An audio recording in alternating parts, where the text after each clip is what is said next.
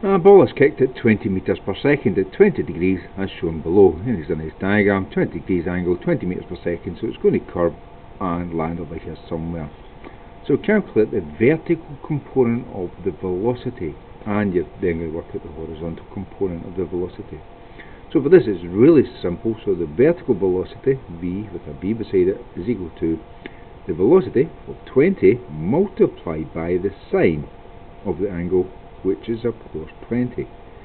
And put that in a calculator, 20 times the sine of 20, and that gives us 6.84, well, let's call it 6.8 meters per second. And the horizontal component is v with an h, and that's going to be 20 for the velocity multiplied by the cosine or cos of 20 degrees. It's always cos is across, nice easy way to remember it. So 20 times the cosine of 20, and that gives us, I've typed that in wrong, apologies, 220, delete that, that's 18.79, let's call it 18.8. 18.8 meters per second. Now we're going to calculate the time of flight. So for the flight, it's going to go up and down. We need to look at the vertical motion. So U, V, A, S, T. The initial speed vertically will be this number here, 6.8. 6.8 meters per second.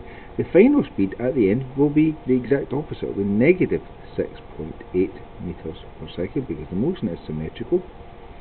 The acceleration will be negative 9.8 meters per second squared because this gravity is pulling it down, everything gets accelerating at 9.8. And the displacement, well, is actually 0 because it's back at the starting place and we're working out the time. So we want an equation of motion that's got time in it, and well, all the others. Let's go with the easiest one. Equation 1b equals u plus at. So that's minus 6.8 equals 6.8 plus the acceleration is negative 9.8 times t.